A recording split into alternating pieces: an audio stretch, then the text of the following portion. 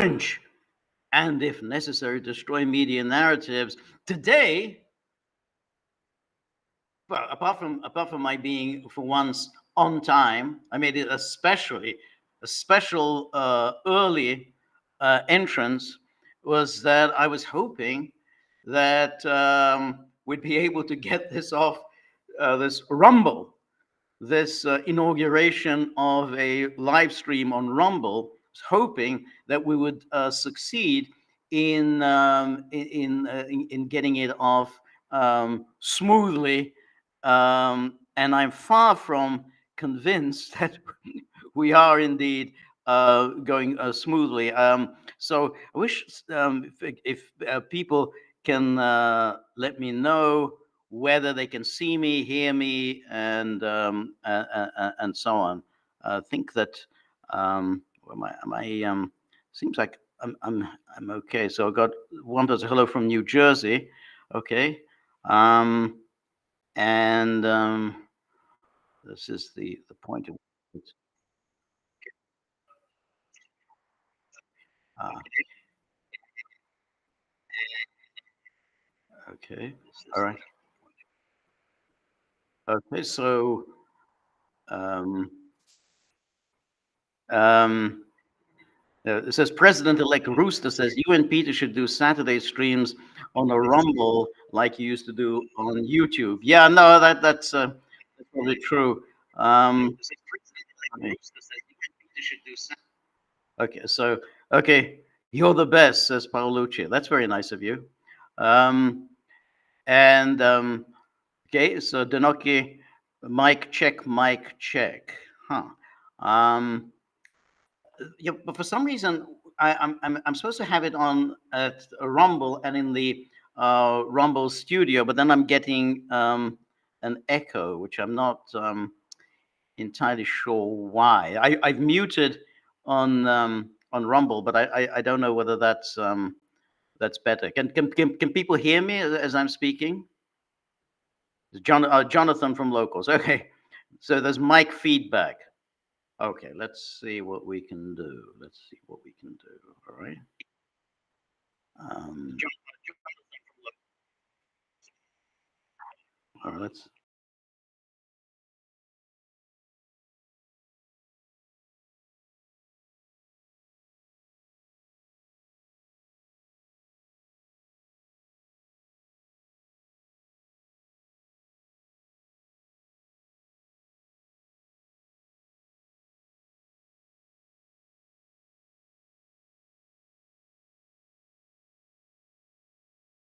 Unmuting myself, and all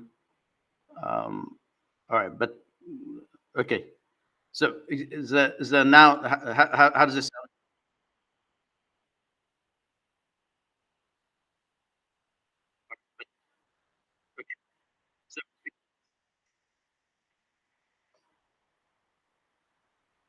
sound? Yeah. How does that sound? Is that getting the echo feedback? All right, let's try this then. Okay. What about now? Can you hear me now or not? Sounds good on Rumble. So is this good? Does this sound good?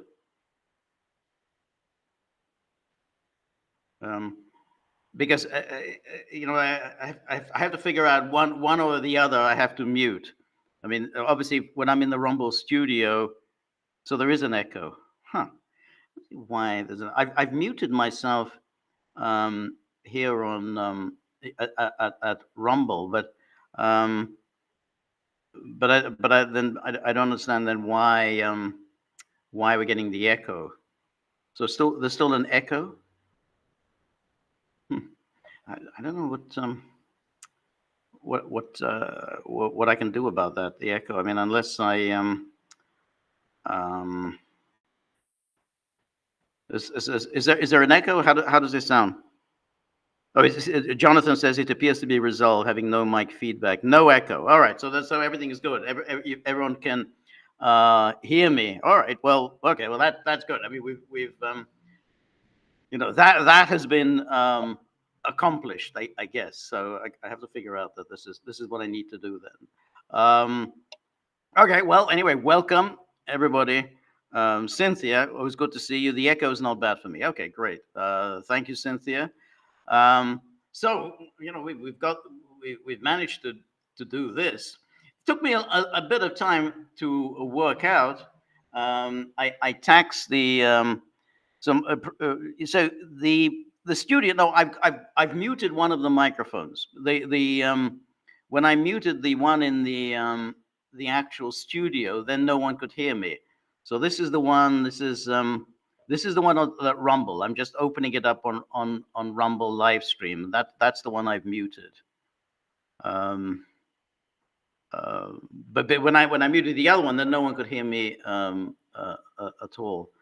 Um, um, but it still seems strange because I'm so used to coming on locals, and then I'm having all the questions already nicely prepared for me local, so I can start off by answering questions. So if you could, anyone who's got any points that they want to present, I'd be very happy to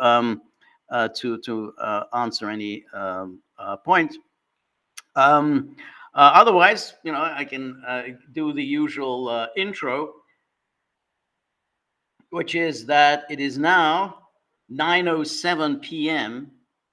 here in Hungary, and it's 3:07 p.m. obviously on the east coast of the United States, and everybody's waiting with bated breath as to what is going to happen in the Manhattan court case. And no, I mean, obviously, I've talked already extensively about that. And the extraordinary thing is that everybody is expecting a guilty verdict, not because any kind of a serious case has been presented. I mean, as I said yesterday in the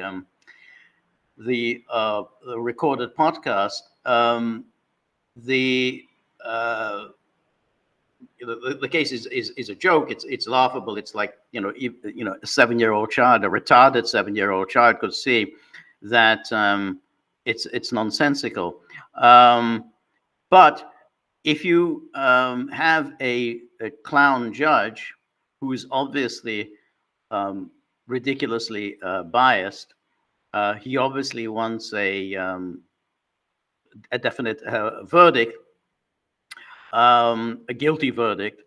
RCA 1 says the fact that the jury asked to rehear the testimony might suggest the jury is having its doubts. Yes, I would agree with that, but that's not necessarily an indication that they are going to acquit. I mean, I think that the best that Trump can hope for is a hung jury, but for that you really need more than one doubter. If you just have one doubter, then they're going to apply so much pressure against that doubter that basically soon he's going to cave. That's just it's just human nature. If it's 11 versus 1, then that one person is just going to cave. If you had more than one doubter, if you have let's say two doubters, then at least the two of them could support each other, and then there might be the prospect of a hung jury. The point is, however, that if you have these judges, and now we've been exposed to several of these types of judges. So we have this Judge Merchan. His biases are just so transparent that it's just he doesn't even bother to hide where his sympathies lie. And then you had the other one, the one in the civil case, Marty, good to see you. Thank you so much, Marty. I really appreciate that. And thank you for all your great postings. So Marty always posts these really interesting videos from the past, which is very, very nice to see. So thank you so much. Um, so you have this judge like Merchan, obviously conflicted, and clearly he should have recused himself. And it's very funny that the media, which of course ridicule Trump's demand that Merchan recuse himself because his daughter stands to gain from a guilty verdict, that his daughter has been raising money off this case. These are the same people who think that Thomas, Justice Thomas of the Supreme Court, as well as Justice Alito, should recuse themselves from all of the January the 6th cases. But that, of course, is quite ridiculous because the only criteria that apply as to recusal is if you are in any way, if the judge is in any way a financial beneficiary of a particular case. So if he has a direct interest in the outcome of a case, then a judge needs to recuse himself. Or if he has in some ways personally been involved in the case, maybe he's friends with the defendant or whatever, and then you say, okay, he has an interest in the outcome of a case. But in the case of Alito and Thomas, they haven't even made that connection, because that your wife may be politically active or politically involved in whatever, that doesn't merit recusal on the part of a judge. I mean, the wife is just the wife. I mean, she's, she has her own life. She has her own interests. Those aren't grounds for a judge to recuse. So it's just very funny that they're using that argument against Alito, this whole nonsensical flag thing. But in the case of where Merchan, where there is a direct financial interest, his daughter has a financial interest in the outcome of this case, and therefore that does merit recusal.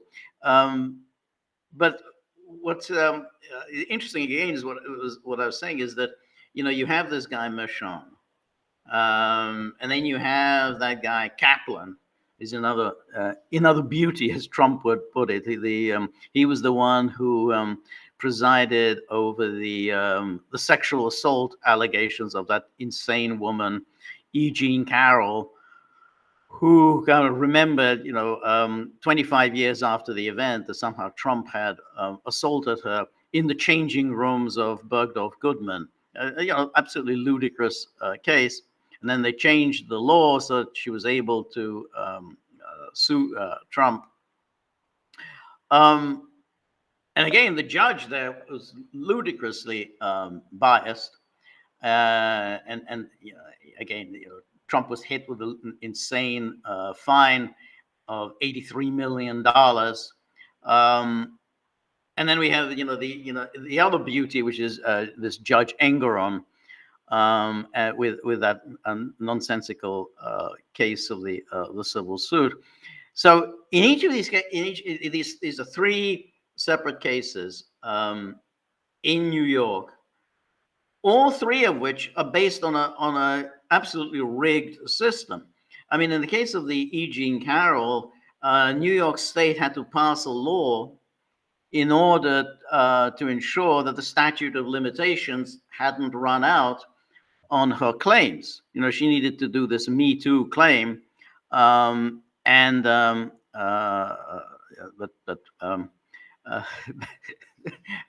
so the but so they rigged the system there.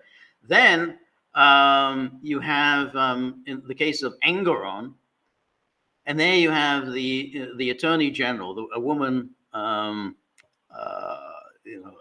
who ran for attorney general. Her one program was to get Trump.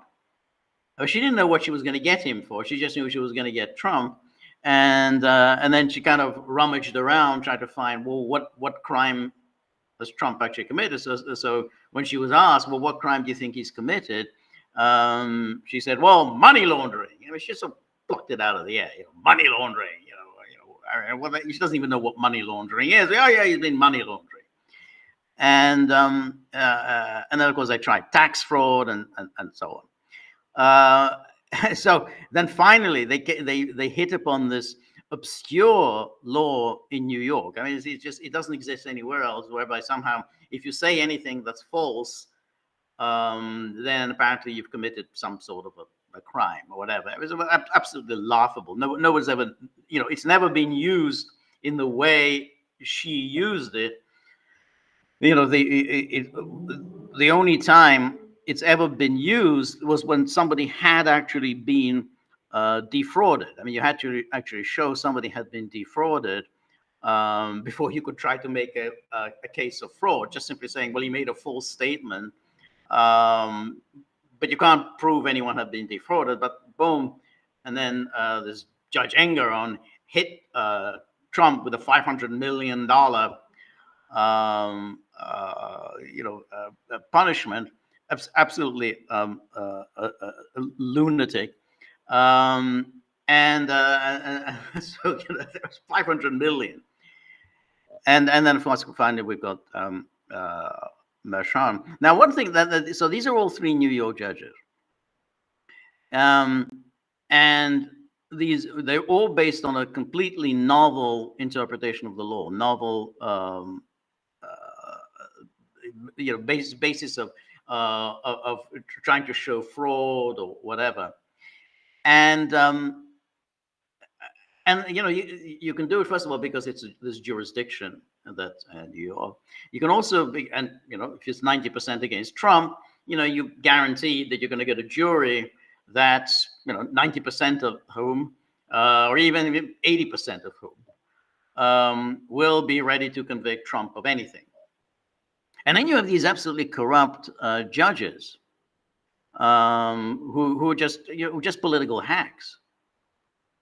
And now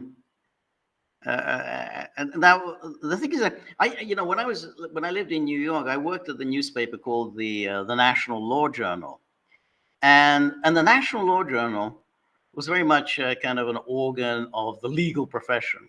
So it tended to write up the legal profession in a very favorable light because it got a lot of advertising from the legal profession. The big law firms, obviously, they advertise, and even smaller law firms advertise. So, and the subscribers were obviously lawyers, and so it was very respectful, and always presented these lawyers in this an extraordinarily flattering light. But it's clearly that it's a bad newspaper because it doesn't even remotely present the appropriate case against the lawyers and the judges. I don't know how many articles that the National Law Journal ran over the years about how judges should get a pay raise.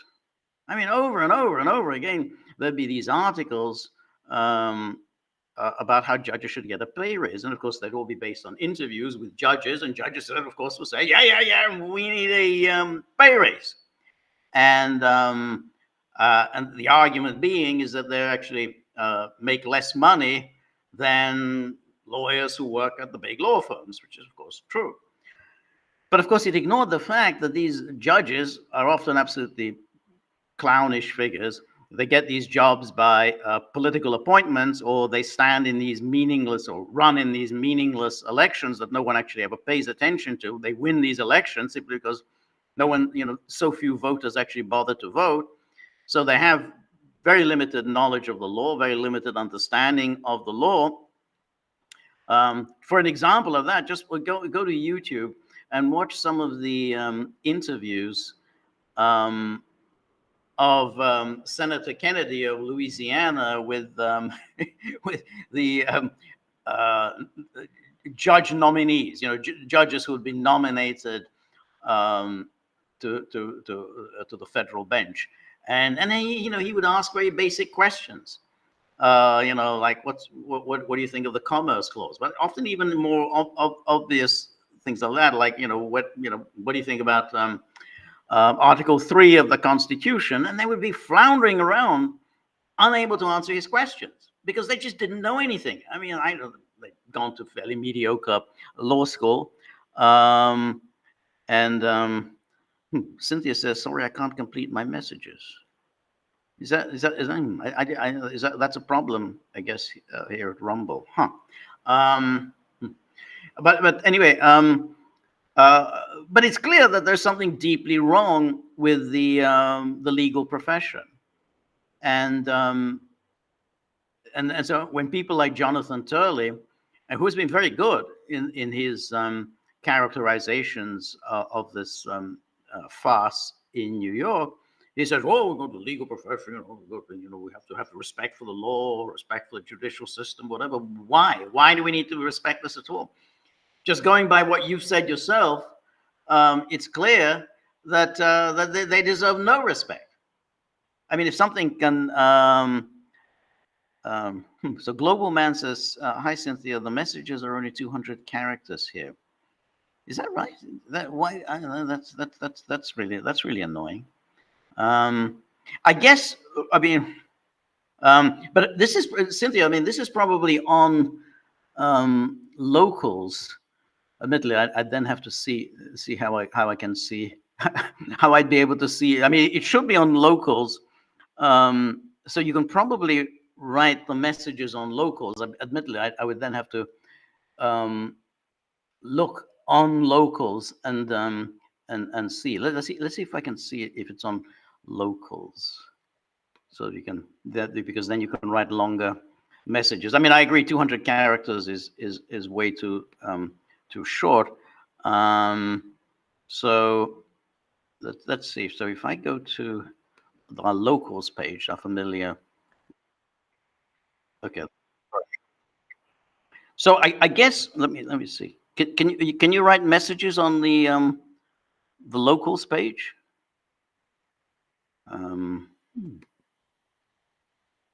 Let's see.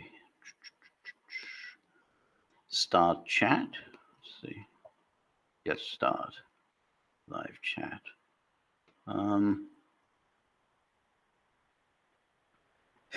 Stone River says, fingers crossed. I guess, Cynthia, you could try writing messages on the locals page. I mean, you don't have to do the 200 character limit.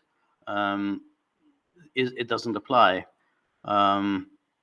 So you could, yeah. Why don't you try to do that? Because that's 200 characters is indeed way too short. So yeah, try writing the messages on locals, and then I can switch over and look at that. Yeah, Global Man says messages are working on locals. Yeah, maybe that's what we should do. Should put the messages, the longer messages, onto the locals page, and then I can just look at that. But anyway, you started saying something I thought was interesting, Cynthia. You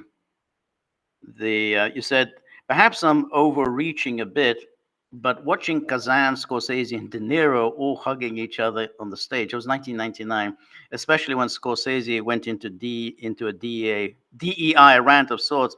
I can't help but so what that was about, and I mentioned this in my podcast yesterday, was that back in 1999,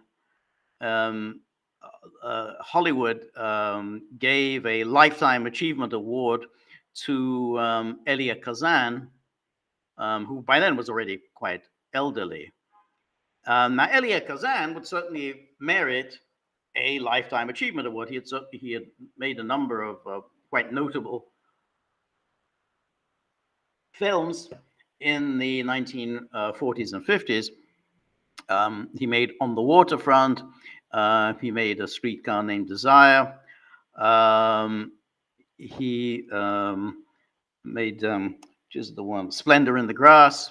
So he I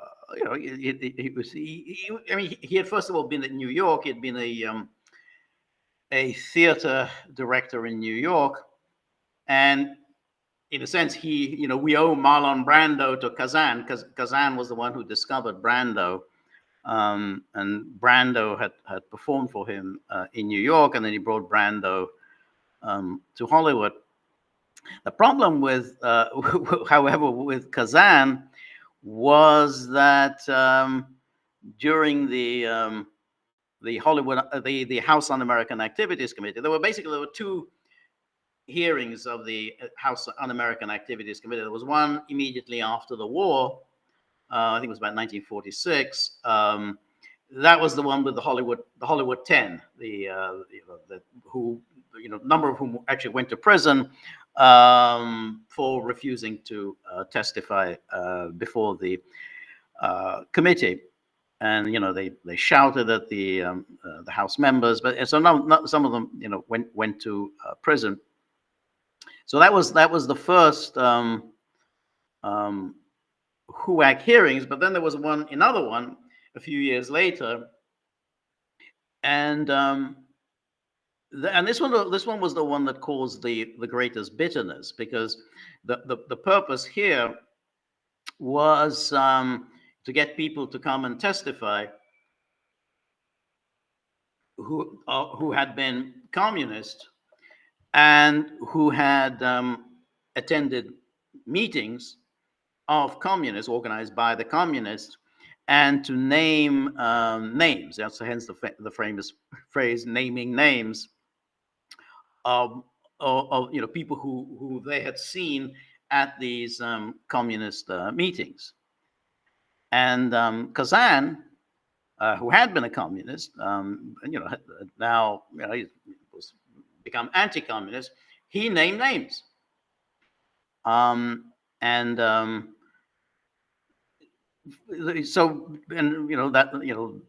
that, but even other, it was the Hollywood blacklist that was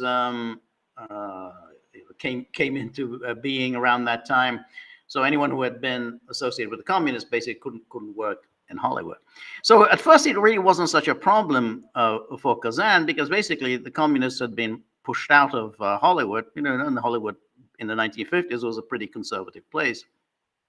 But then attitudes changed during the 1960s, and largely because the blacklist came to an end, and so some of the people who had been blacklisted came back, and so and then Kazan became a reviled figure.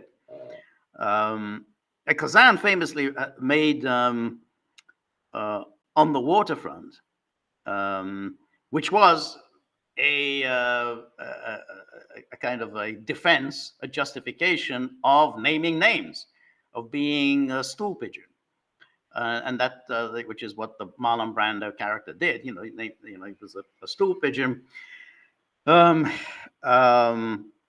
involving he named his brother, and then of course the big union boss, the racketeering boss.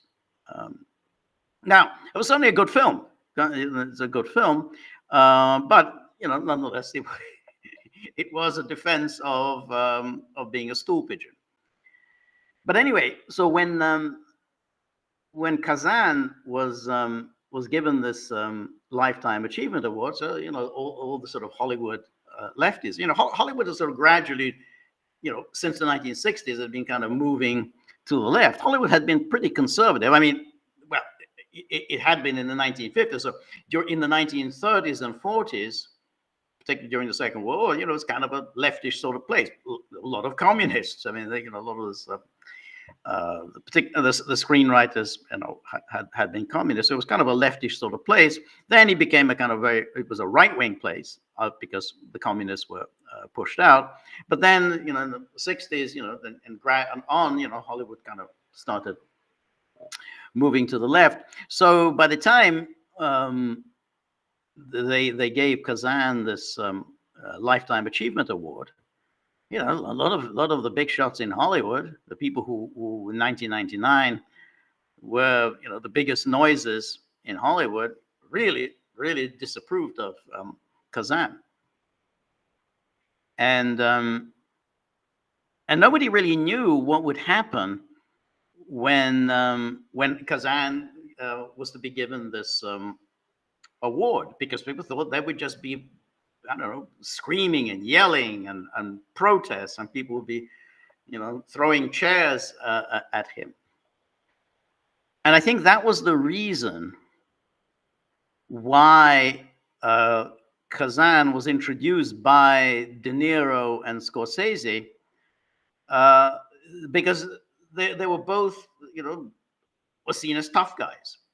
And so if you have Kazan next to De Niro and Scorsese, you're not going to mess with him. I mean, obviously Kazan was very old by then. He was an old, frail man, and so he looked a little vulnerable. But when you're standing next to De Niro and Scorsese, then hey, I've got a couple of tough guys protecting me. But it was very interesting, because of course the camera panned the room, and many people were sitting at, they refused to stand up. You're always supposed to stand up. You're giving a Lifetime Achievement Award. You're supposed to stand up and clap, clap, clap, clap. And a lot of the people just simply didn't do it. Steven Spielberg just sat on his hands. Ed Harris, a lot of people didn't. Interestingly, one person who clapped very enthusiastically was Warren Beatty, and Beatty really, he owed his career to Kazan, and so it was nice to see. I mean, he showed gratitude towards the man who really launched his movie career. Even though Beatty is kind of associated kind of with Hollywood lefty, but I think that it was also interesting, the fact that De Niro, now supposedly so political, didn't have any problem introducing Kazan and associating himself with Kazan on that evening. So it's like you're so political, and yet let me now go back and see if there's anything at locals. All right, so Marty says message test. Okay, that's a message test. All right. Anyway, let me then go back. Peter Nolan, welcome. Global Man is my pseudonym. Okay. Global Man says the entire trial is a joke. Absolutely right. And then RCA1 says Stephen Calabrese at Reason Magazine argued that E. Jean Carroll judgment amounted to a bill of attainder prohibited by the U.S. Constitution. It really was. I mean, that law was changed for no other reason but to enable her to bring this suit against Trump. I mean, that was because obviously this supposedly happened in 1994, 95, 96. She couldn't remember what year it was. It was so traumatic. She couldn't even remember the year it happened. But the the statute of limitations had already, of course, passed. So they changed the law. They were actually, New York State changed the law, for 12 months, so that people could bring any claims from the distant past, for any sexual harassment or sexual assault or whatever. And it was done, and he was at the behest of Kellyanne Conway's former husband, George Conway, who is yet another one of these people with the Trump derangement syndrome. In his case, because of Trump's failure to give him a job. I mean, he clearly was expecting a job from Trump, and Trump didn't give him a job. And so that just enraged him. It's kind of an amazing thing that people can be so, I don't know how can one put it politely, it can be so bitchy and hysterical, and unmanly, very unmanly, and not getting a job, and then you just filled with this rage against the man who just didn't give you a job. I mean, Michael Cohen was like that. Andrew Napolitano was like that. The guy, the weeping guy, Kinzinger's like that. Yeah, they were all expecting a job from Trump, and then when they didn't get a job, they just turned on him with rage and hatred. So it's very, as I say, very, very unmanly. But there's an awful lot of that. So Cynthia says locals has a 500 limit. Yeah, so I will try, but I haven't seen. Cynthia, I haven't. I'm looking at on the locals page, and I haven't seen. Let's see if I refresh the page. Maybe that'll do something. Page refresh. Nope. Nothing. So I don't know whether Cynthia you've written yet a message, or maybe no. There doesn't seem to be anything there so far. Anyway, this is all very, very, very exciting. Well, or not. I'm being facetious when I say it's exciting. It is not exciting. But at least I've managed to get this far, which is an extraordinary achievement on my part. For somebody who's so technologically inept that I've managed to get this far is a great achievement. Even if I say so myself. Anyway, Courage83 says, check our Ultra Maga Nation only on Rumble. Please follow and turn on notification. Okay, we'll take a look. And then Marty Bray says, Arthur Miller's The Crucible. Yep, that's right, Arthur The Crucible. And of course, there was High Noon, which is a very, very good Western. But of course, High Noon was already, it's not in any way a Western. It was really about McCarthyism. I mean, that was somehow, the whole of that story is an allegory. I guess that's probably the right word. It's an allegory of McCarthyism, which is that the town refused to stand up on behalf of the sheriff, that they slunk away in a gutless way. The sheriff was left alone to stand up to the thugs and gangsters. It's again very well done, but rather heavy-handed. But it was written by Carl Foreman, who had been blacklisted, and he lived in London. As a number of these Hollywood people who had been blacklisted, lived there.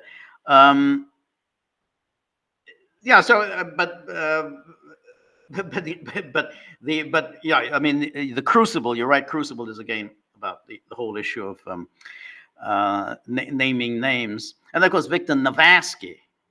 I like saying it in that New York way. Navasky.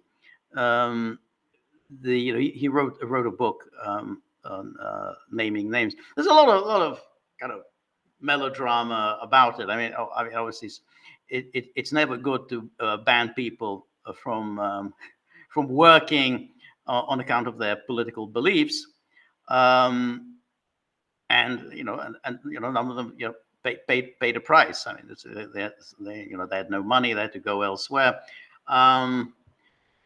But on the other hand, I mean, nobody was imprisoned for their beliefs. I mean, because even the Hollywood 10 didn't really go to prison for their beliefs. I mean, they went to prison uh,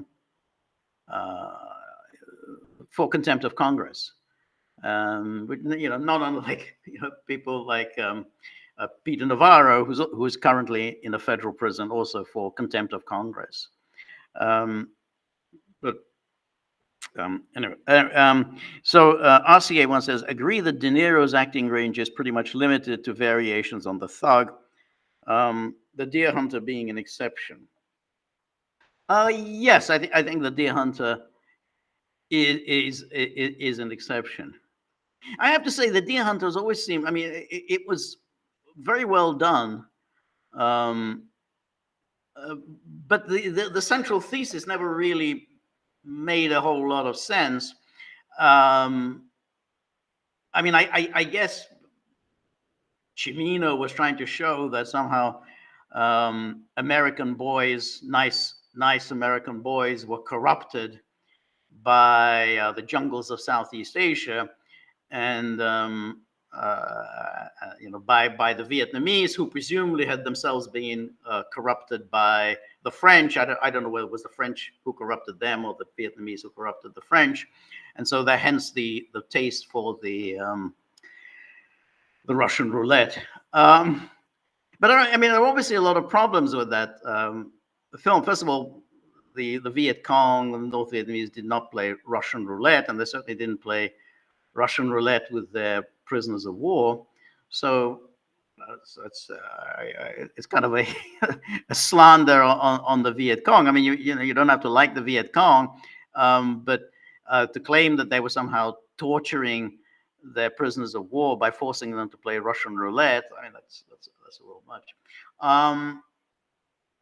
But then the whole thing with the actual deer, the deer hunter, never really made a great deal of sense. I mean, with that ending with De Niro refusing to shoot the deer, I mean, presumably that just shows that he has become very humane and that he wouldn't shoot the deer. Now, I myself, I wouldn't shoot a deer, but that's just, because I've never really hunted. But I do think there's a big difference between hunting for animals and fighting wars. I mean, there's no comparison. I mean, again, it's perfectly understandable. You don't want to hunt animals. I certainly wouldn't want to hunt for animals.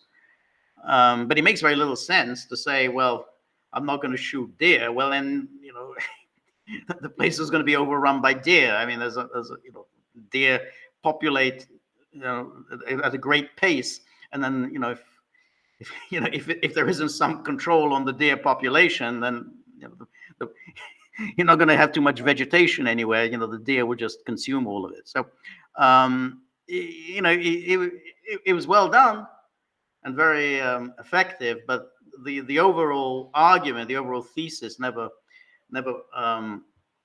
persuaded me. But just going back to your point, it's a different part for De Niro, and which is why I think he's not really remembered for that role. I mean, if people think back to The Deer Hunter, they think about Christopher Walken and his role in it. But I De Niro just sort of was in it, came and went, but didn't really shine in that film. Global Man says Napolitano was expecting a job from Trump. That's news to me. Yeah, he was. Not only was he expecting a job from Trump, he was expecting to be nominated to the Supreme Court, which always seemed to me to be very ambitious for somebody who's just a state judge. I mean, there have been state judges. I mean, most of the time, the people who get onto the court, the Supreme Court, have done their time on federal courts. They'd been on one of the circuit courts of appeals, and but occasionally, I mean, you have had justices who had done time on state courts, but usually they actually served on the state Supreme Court, like what's his face, David Souter, or Sandra Day O'Connor. So they had served on their state Supreme Court, but Napolitano hadn't done that. I mean, he was just a New Jersey state court judge. He had never been on the state Supreme Court, and also he had given up his judging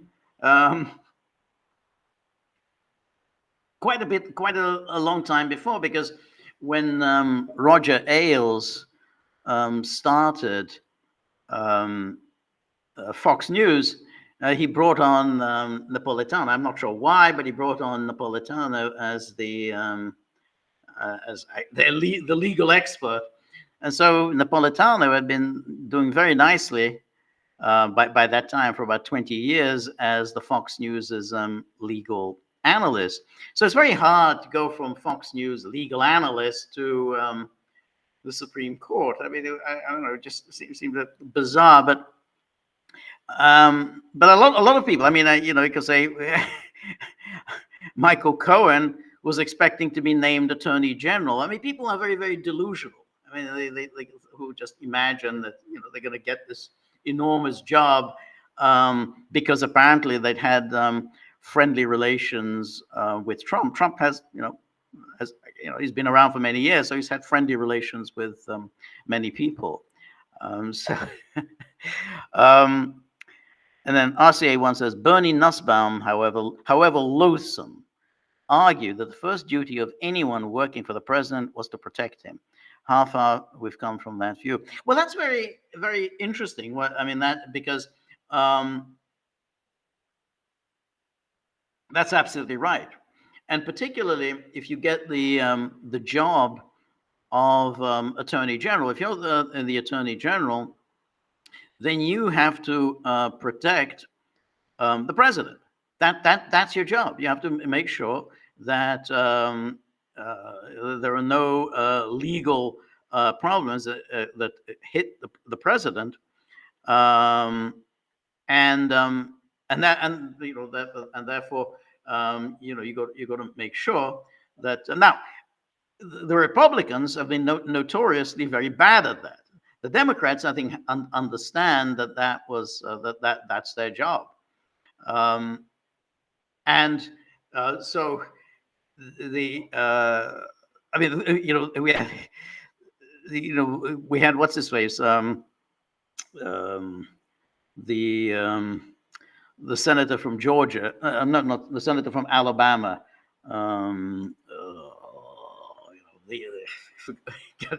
Name now escapes me. He was the first senator who had endorsed Trump, and Trump named him his first attorney general. And what did he do then when the Russiagate fraud started? He did nothing to protect Trump, and instead he allowed Jeff Sessions. Yeah, thank you. Jeff Sessions was his name. He allowed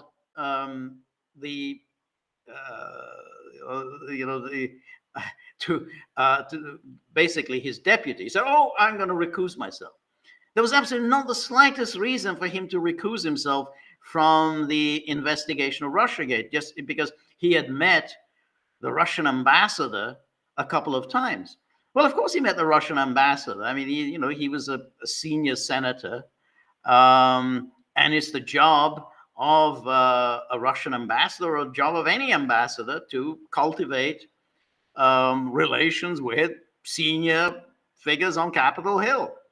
So yeah, he met Kislyak a couple of times, but that wasn't a basis for recusing himself. Oh, I'm recusing myself from the Russiagate investigation.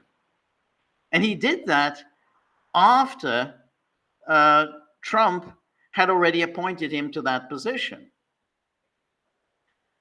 And either then, when he recused himself, the number two guy took over. And what did the number two guy do? He appointed Mueller as the special counsel to investigate Russiagate. So, so your first job, you've got this job as Attorney General, and your first job is you have to protect the president. And you should have seen Russiagate was a fraud. It's a hoax. It was the Democrats started from Hillary Clinton, then escalated mightily by Obama, created this fraudulent scandal with a view to destroying the Trump presidency. I mean, it was obvious to everyone. It should have been obvious to a man who had lived in Washington for so many years and who had been a senior senator from Alabama for many years. He should have seen it. And at the moment he recused himself was the moment in which the special counsel was appointed. And that special counsel was obviously going to just spin this out forever. And, he went on for 2 years. By then, of course, they all knew, the FBI knew, the Justice Department knew that there was nothing to Russiagate. They know because they'd already interviewed the various people involved, and they knew there was nothing to it. But they nonetheless kept this investigation going in the hope of trapping Trump and, of course, everyone else into committing perjury, because if they can get them, what they call perjury, which is that you're lying to federal investigators, if they can trap them into that, then they could create a sort of a bogus ground for impeachment, and that's what they did in the case of Trump. It wasn't so much that they had him lying to federal investigators, but that they had him for obstructing an investigation. Of course, it's absolutely nonsensical because the special counsel worked for the president. It's not like he was an independent counsel. The special counsel actually is an employee of the Justice Department, which means that he works for the president. So the president can't obstruct an investigation because he himself is in charge of the investigation. So that was the point. And he himself is in charge. He had every right to fire Mueller anytime he wanted. Now, of course, politically, it wouldn't have worked very effectively for him because, of course, he would have been impeached. And so if he had been impeached, then he might have been out, and that was, of course, the process. Now, Cynthia says she's posted on locals. Let's see if, can I see this?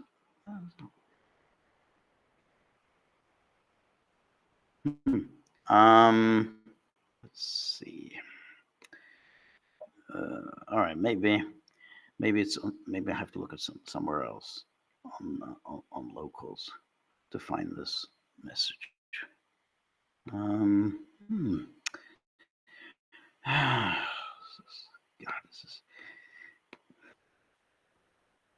God, this is really tough. Now I have to live stream. George live stream live.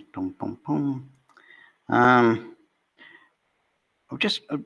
just trying to find where where would you have posted it, because I'm looking at the on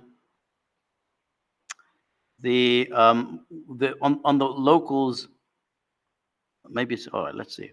Maybe this is it. Okay, let's see.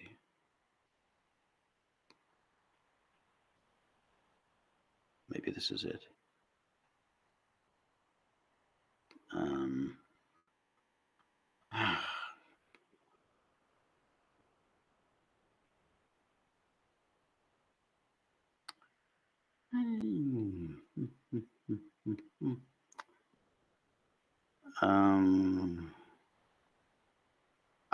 Okay. Now I've got it.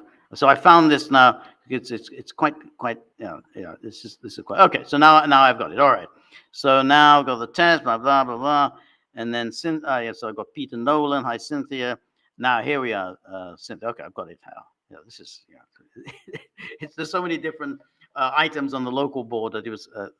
So anyway, so Cynthia goes on. Perhaps I'm overreacting. It's about Kazan and De Niro hugging each other. I believe especially when Scorsese went into DEI, a rant of sorts.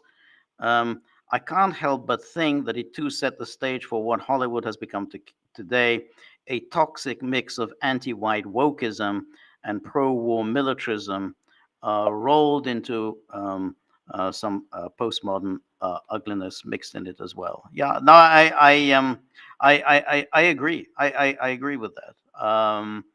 And I think that, and there's no question. I mean, that's what Hollywood is today. I mean, it's a very, very unattractive, unappealing place. And then again, if we go back to that 1950s, which is always that era of Hollywood, which people kind of shudder. Oh, it was so conservative. First of all, it really wasn't that. I mean, Cynthia, you probably know better than I do that it wasn't particularly conservative because the films that are the kind of notable films of the 50s, the sort of the anti-communist 1950s Hollywood, were in some ways kind of fairly quite liberal. I mean, liberal in the sort of Cold War liberal sense.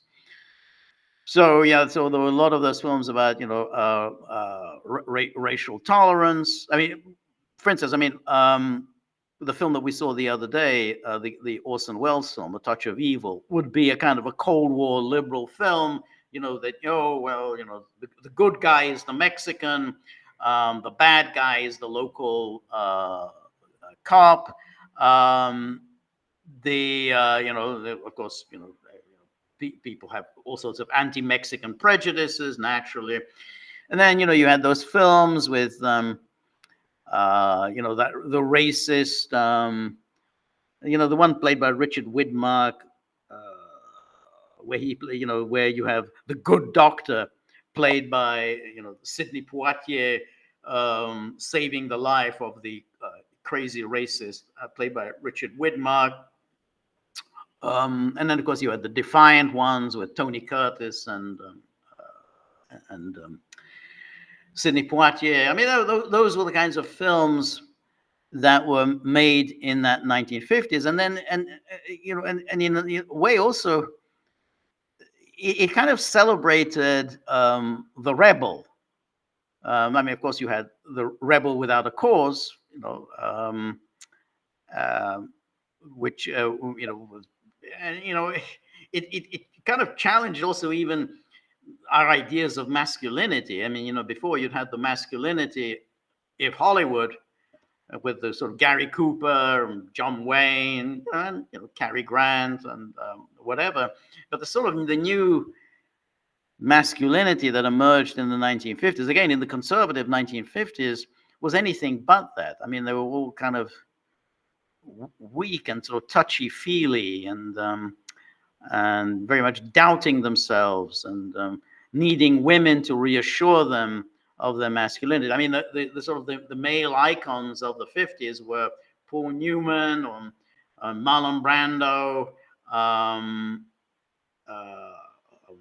was it yeah, I guess, yeah, again, Warren Beatty. And so it was. I mean, it was hardly what one had up until then associated with conservative values. I mean, it was it was really kind of weak men and who had seek a reassurance. Even the James Dean, another one, is like, and even the sort of men who weren't kind of getting hysterical like James Dean were kind of henpecked husbands. So, that era, which is always looked back upon as, well, it's very kind of conservative, conformist, and whatever. I mean, it was actually really undermined traditional values, sort of traditional ideas about masculinity. The Frankfurt School guys who were living in the United States at the time and would write about popular culture would talk about how, Hollywood is all conformism. It's all reinforcing conformism, but it really wasn't. I mean, you can't say films like Rebel Without a Cause and then the various films of Paul Newman and Brando were in any way conformist.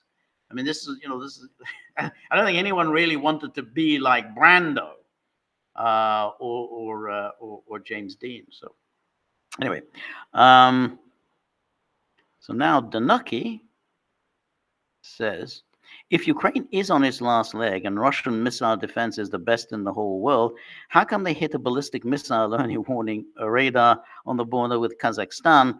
Can ZNON explain this when basically crossing the whole southern Russia undetected, unmolested? I think that's an excellent point, because again, they make this claim that Ukraine is on its last leg, Russia is on the brink of victory, and it's clear that Ukraine is launching these quite devastating attacks on Russia. Now, what's really interesting about that is who's really launching these attacks? Because and in fact, Putin said this in his news conference on when he was in Uzbekistan the other day. He said, well, look, you can't launch these attacks, these missiles, these long distance missiles, covering hundreds of miles. You can't do them unless you have space satellites to guide them. You have to be able to target your targets. You can't just simply launch a missile and then hope it lands on target, hundreds of miles away. So you need space satellites to guide them. Well, who has access to that? Ukraine doesn't have access to that. The United States has access to that. Only the United States can do those things. So this story that's being put about, that Ukraine is just doing these things, and America is saying, well, I don't know, I'm not really happy about you using missiles, blah blah, so this is a fraud. This is an absolute fraud, because there is no way that Ukraine has been able to launch these attacks, to hit two. Remember, these are two early warning radar stations. There's no way that Ukraine could have done this without the satellite technology to guide the missiles. These were very accurate attacks, hundreds of miles away. These were very accurate, and therefore the United States is behind it. The United States is doing this. Now, what does that tell you? Well, it tells you that NATO and the United States are determined to continue this war, and that there's no way at all that they're going to accept a Russian victory and a Ukrainian defeat. They're ready to escalate up the ladder. They are ready to attack Russian territory. Again, this is American attack on Russian territory. Something would be inconceivable just a few months ago, a year ago. The United States is attacking Russian territory, and Russia is not responding. Now, we don't know what Russia's calculations are, and again, it's always very dangerous to assume Russia won't respond. But Russia has not responded. So that therefore this whole story that we've been told that Ukraine's on the brink of collapse, NATO is going to have to accept Ukraine collapse, NATO is going to abandon Zelensky, NATO is going to they're going to take Zelensky, dump him in the Bahamas. No, they're going to take him and dump him in Miami. Oh, no, they'll give him a professorship. Everyone's having a good time, having a good laugh, describing all these hilarious scenarios as to what they're going to do with Zelensky. Oh, remember what they did to DM? They're going to do this to Zelensky. Yeah, put him on the bus. There's no evidence for any of that. All of the evidence is going the other way, which is NATO is determined to continue with this, that the United States is ready to escalate and to face and to confront Russia, and the West expects Russia to cave. Again, I'm not saying that's going to happen. I'm not, I'm not saying Russia will cave, or that these calculations will succeed. But that's where all the evidence is. Schultz and Macron meet, and Schultz comes around to Macron's way of thinking and says, "Oh yeah, well, I do agree with letting Ukraine use the missiles we give them to attack Russian territory, but they must be limited. Yeah, make them limited. You can only attack those targets from which Russia attacks Ukraine." In other words, they've read in the papers about this these radar early warning systems that have been attacked. So I say, that you can't use our missiles to do that. Well, we've already done it. It's done. It's it really is like bolting the gate after the horse has already bolted. If that's the right way of putting it. It's done. So that's Macron, that's Schultz, that's the British. Then you got all the little countries, all the Belgiums and Sweden, who all said, yeah, Poland, the Baltic, yeah, use the missiles however you want. So in other words, there is no basis for the claim that the West is about to push Ukraine under the bus. That whole thesis, presented by Moon of Alabama, Naked Capitalism, Consortium News, you can go through this list, that this is going to happen, is wrong. This is absolutely wrong. The West is not afraid of Russia, and the West is convinced that Russia is afraid of the West. And so that whole issue, we got all these, Russia captures this or that village. Oh, look, look at all these villages Russia has captured. And where does that get us? How does that in any way get us to the point where Russia can say we've got something, and force NATO to accept a Russian victory, to force NATO to accept a Russian fait accompli? They're not going to do it. It's clear that when Putin said, or that story in Reuters that we talked about, which again hasn't been confirmed, but it's in conformity with other stories that have appeared, that Putin wants to basically have a ceasefire and armistice on current lines of contact. It's not being given to him. He'd like it, and I think it's he won't have achieved any of the goals that he had set out in February 2022. And for the West, it would be a pretty good deal, given that the West really hasn't lost any lives, no casualties. It's the military industrial complex has hummed along very nicely, producing stuff. So the West could say, this is a pretty good deal for us. We stopped Putin. We prevented Putin from achieving any kind of a victory. We've prevented Putin from vetoing Ukraine's NATO application. Yeah, that's a good deal. But even that good deal, the West is refusing to accept. So the story that this is they're going to, we're going to take Zelensky out, or we're going to put him in Miami. Yeah, we're going to do it. I mean, it ain't going to happen. And you can see that even in terms of manpower, Ukraine has manpower to continue this fighting. I mean, if we had the call up age had been 27, so now the call up age has now gone down to 25.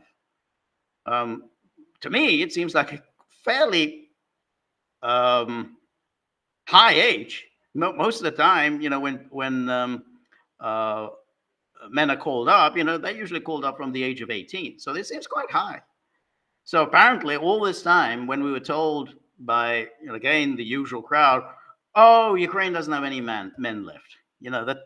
All they've got pregnant women, old men. Some nice sweet grannies. Give the granny a gun. Send it to the front.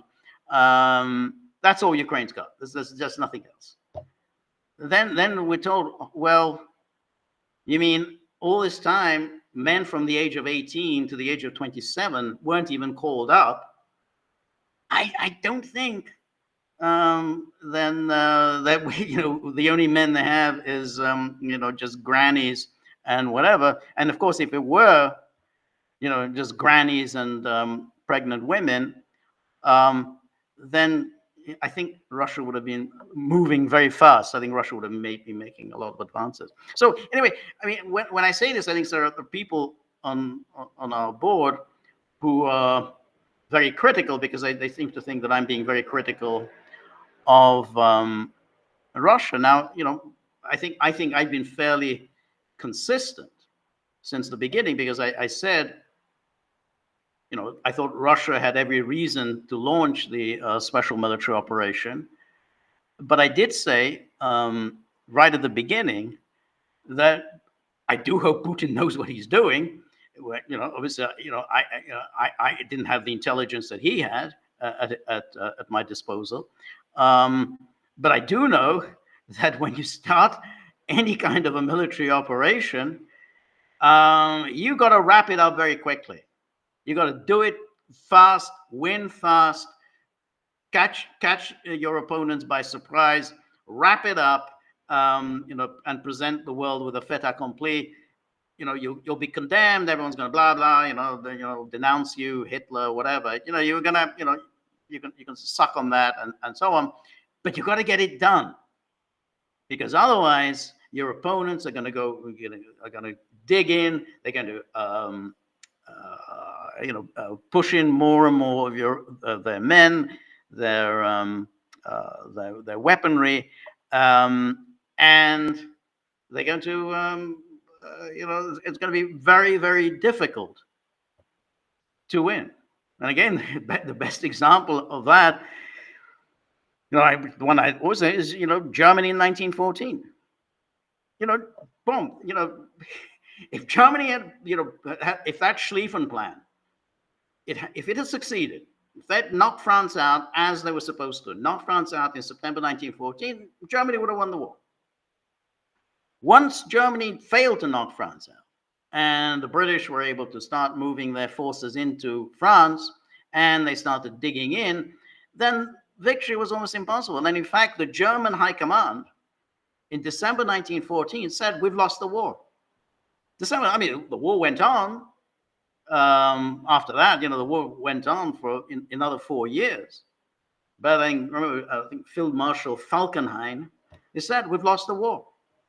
Because essentially the resources once the resources of all our adversaries are pooled together, it's going to be greater than our resources. So and that's it. So you've got to know what you're doing. So I mean, I look at this the situation, and ultimately, all there was that moment. Russia moved against in Kiev. I think now it's very, very tricky, and it's very tricky given that the West, NATO, have thrown aside all caution. The deterrence theory isn't working. Russia is issuing threats. No one is taking these threats seriously. Russia's unwilling to fulfill its threats because that's it's very, very risky, very dangerous. But I mean, you may have to just do it because otherwise, the balance of forces in Ukraine is going to seriously move against Russia. Unless Russia now breaks out somehow and does something very daring, then I think it's the balance of forces is going to move very seriously against Russia. Anyway, RCA says, "You're so right about the disunity of the Republicans. Our odious ex-governor has taken it upon himself to advise Trump how to debate the cadaver." Who's the odious ex-governor? I'm not sure who are you referring to. I mean, there are so many odious ex-governors. I'm a little bit wondering. Sorry, advise the cadaver on how to debate Trump. Yeah, no, I mean the Republicans don't know how to fight. I mean, I know I sound like a broken record, but back in the 1970s, when Richard Nixon, who had won this extraordinary landslide victory, number 72, he wins this landslide, carries 49 states. 8 years earlier, Barry Goldwater had carried 4 states. Absolute wipeout. And now, within 8 years, Republicans have completely transformed the political Chris Christie, God. Yeah, okay. And then, of course, the Democrats did to Nixon what they always do. They moved relentlessly to try to destroy him, use Watergate to destroy him. It was obvious what they were doing. And how were they able to do it? How were they able to succeed? Well, because the Republicans were in disarray. They couldn't rally behind Nixon. There were all these Republicans who just hated Nixon for whatever reason. Again, much as like they hate Trump. There's whatever. There were different reasons why they hate Trump. So different reasons why they hate Nixon. Like Barry Goldwater hated Nixon. There were different reasons. And it was easy. It was very easy for the Democrats to break the Republicans, split them, and less than 2 years after Nixon's extraordinary victory, he was gone. And this is how they work the Republicans. And again, I've mentioned this before. I mean, in 2017, we have a Republican president, Republican House, Republican Senate, and what happens? Well, we're all talking about Russiagate. That's it. Everyone's arguing about Russiagate, and not about Trump's extraordinary victory. I mean, again, it was an extraordinary thing for him to pull this off. And they say, yeah, you have a mandate, you have an agenda. It was a close election, but nonetheless, he has an agenda because he's an outsider. Hasn't really been done. Somebody who's a complete outsider actually to win the presidency. And instead, we're talking about the nonsense of Putin. And, and there were the Republicans and Lindsey Graham, who is Trump's great friend now, sponsored legislation to prevent Trump from firing Mueller. He sponsors legislation to prevent Trump from firing Mueller. Can you imagine any Democrat sponsoring legislation to prevent a Democratic president from firing a special counsel appointed to investigate him. Anyway, let me now go back to the local, see if there's a commentary there. And I'm going to refresh the page.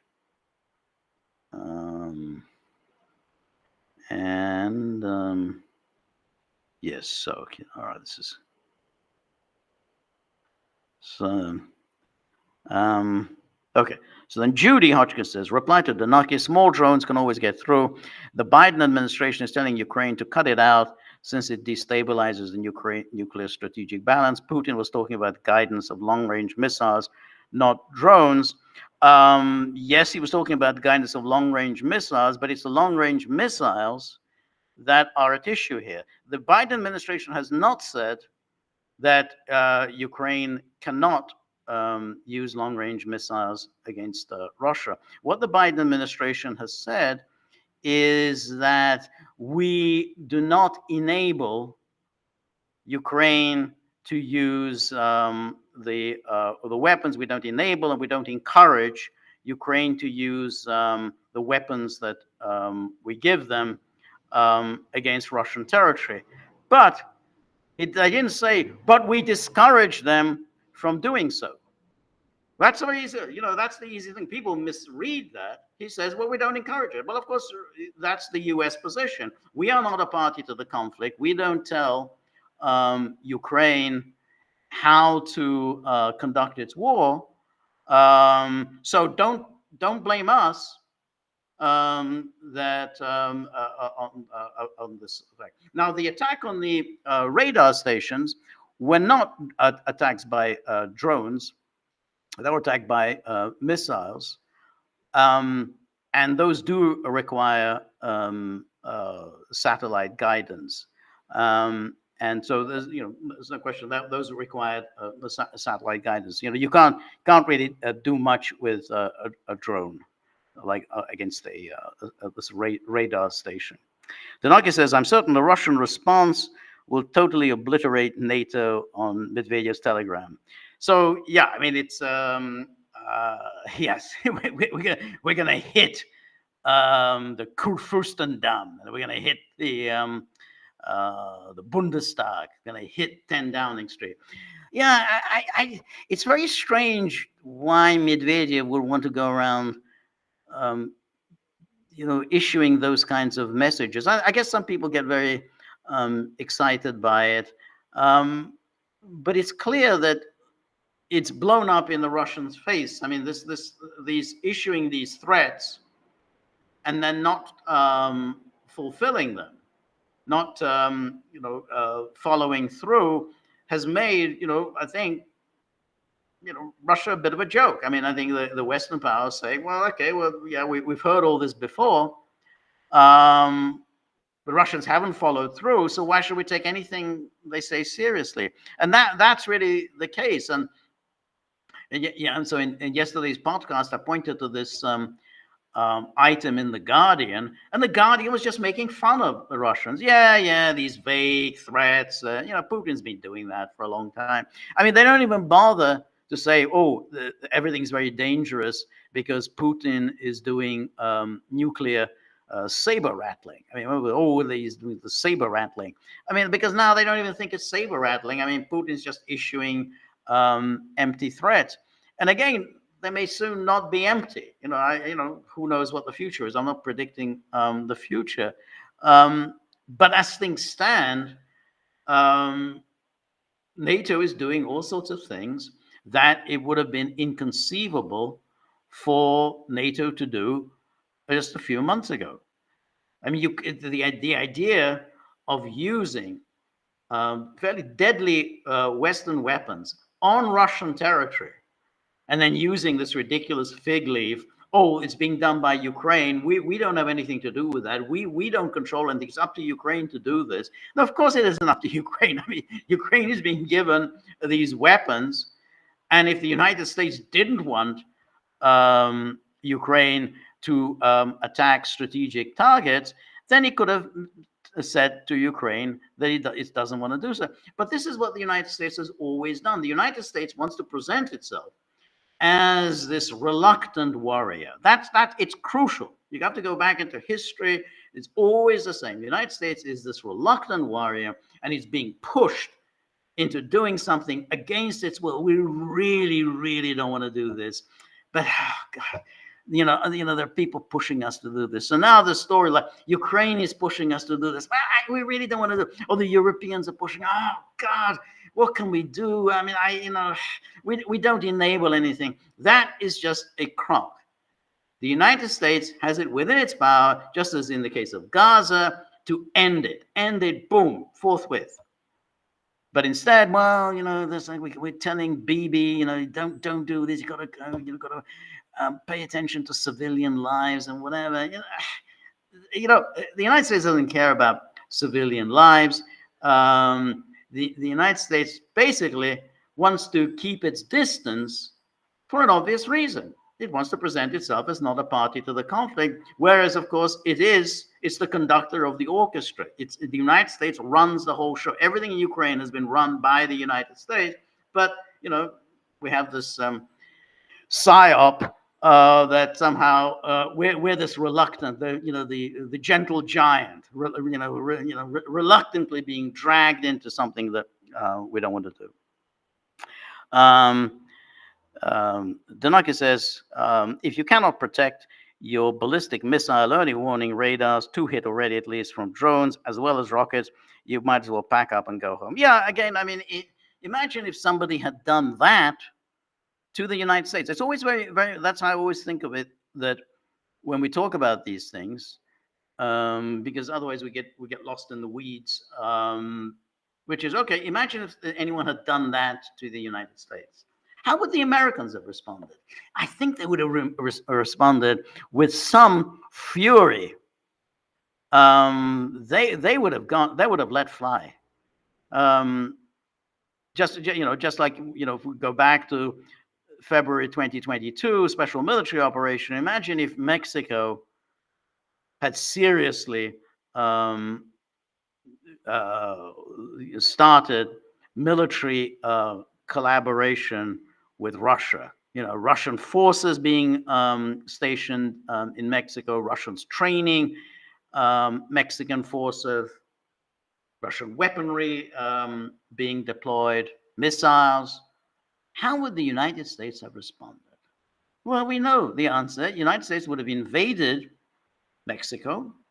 The United States would have seized Mexico City, would have gone to the presidential palace, would have seized the Mexican president, and would have taken the Mexican president across the border into the United States and put him in a federal prison.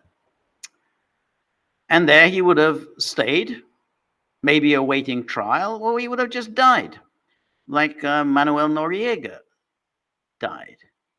That's how the United States would have dealt with it. So if you'd have hit the United States' early warning system, how would the United States have dealt with it? Well, they would have let fly and would have destroyed all systems that threaten American strategic targets. And that's how you do it. I mean, that's basically it. I mean, that's anyway. Cynthia says, can't you put your early warning radar systems underground or build some kind of an Israeli-inspired iron dome around them? I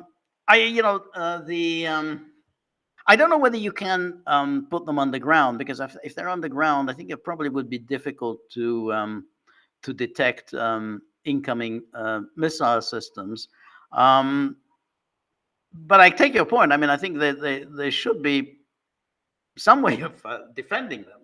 I mean, I don't think they should be that easy to knock them out. I mean, because if it's that easy to knock them out, I don't know how you're going to be ready for an all-out nuclear missile attack. Mary Grossman. Mary, always good to see you. So tonight on Dialogue Works, Colonel Wilkerson mentioned that America did precious work since 1945. The criminal court, not just against the African countries, but turned to the white people, the horrible Serbs and Milosevic, a war criminal. Your thought? mentioned that did precious work since nine. So I don't know exactly what Wilkerson means. I mean, is he defending the international criminal uh, criminal defense system? If that is so, if that's what he means, he's saying, "Oh, that was good. You know, that was really the ICC was good, and the ICTY was good." Well, of course, it was terrible, and in fact, if you think about the uh, well, God, this is yeah. Okay, so yeah, if you really think about like this, let's say this lawfare that Trump has been subjected to. Um, it reminds me nothing as much as the ICTY. I mean, the ICTY. You had these three utterly biased judges. You didn't have a jury there, and it's the premise is, of course, that the people who are in the dock at the ICTY were, of course, guilty. They're Serbs. They were guilty of war crimes. That was the premise, and there was a seamless rapport between seamless rapport collaboration between, first of all, the NATO governments, who really ran the ICTY. I mean, the ICTY had been set up by the UN Security Council, but essentially NATO ran it. I mean, again, the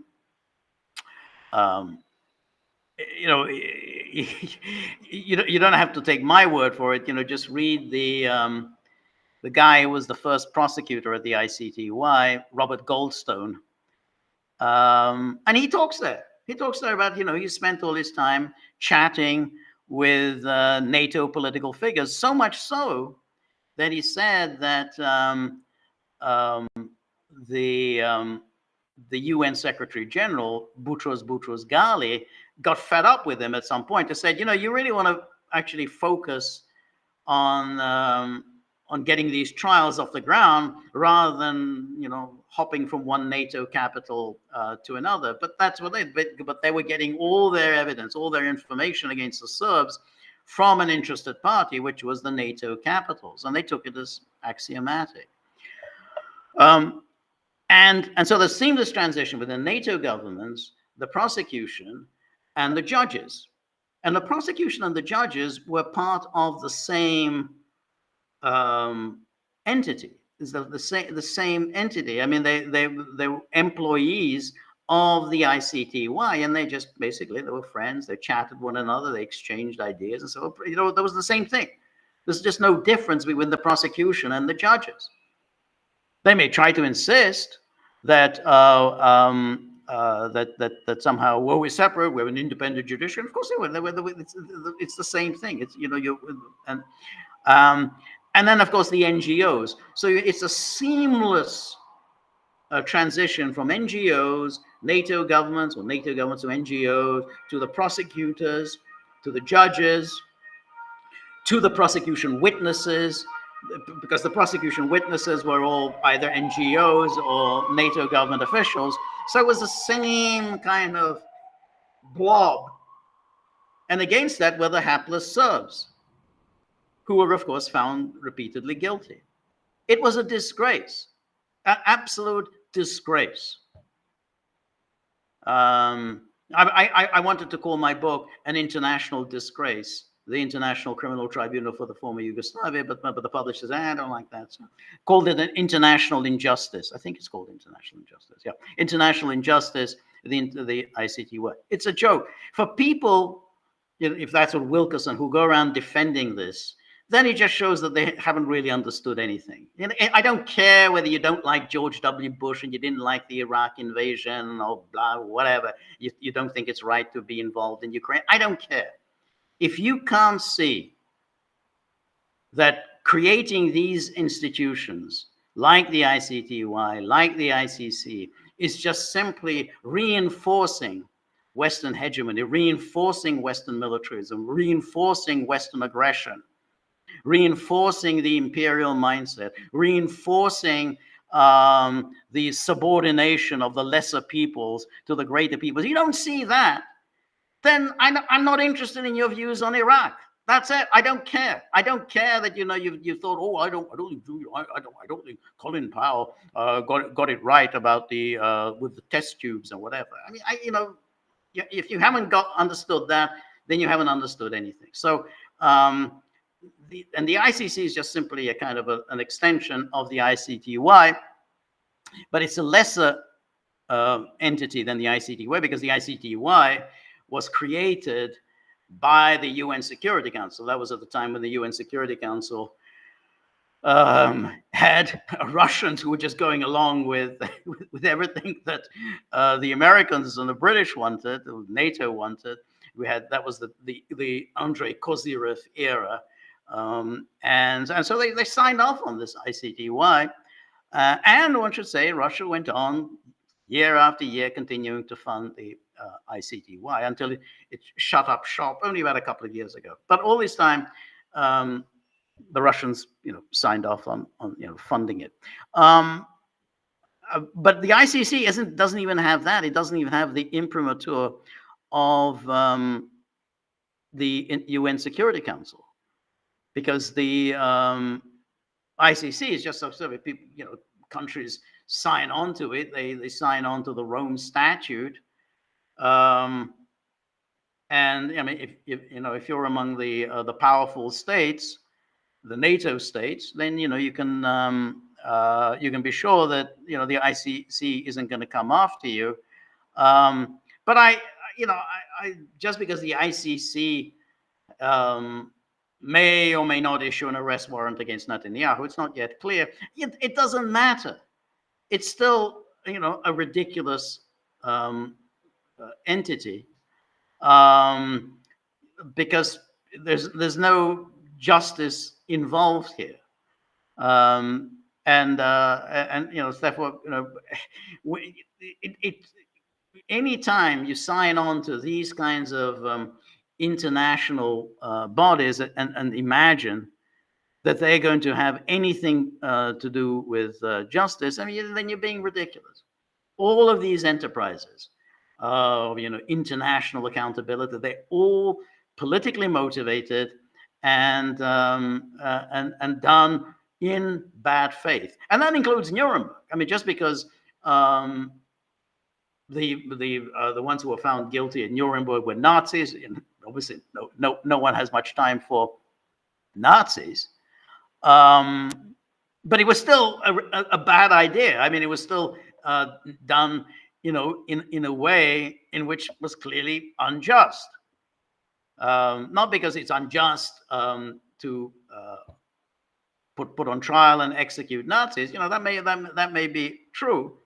What is unjust is to have war crimes trials where only the defeated country faces prosecution. So in the same way with the ICC, when all the great powers of the world are not party to the Rome Statute, then the ICC is ridiculous.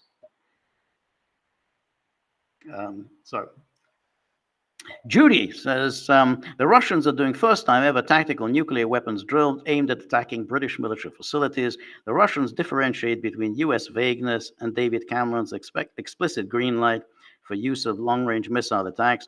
And they may very well hit the Brits. As of this point, the US may very well allow that to happen. I don't know.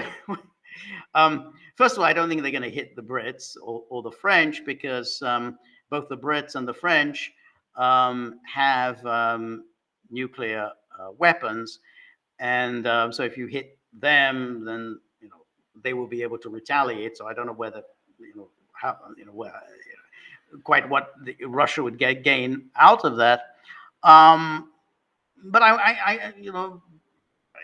I think if you do anything like hit the British, to count on the Americans not retaliating, that's a high risk strategy.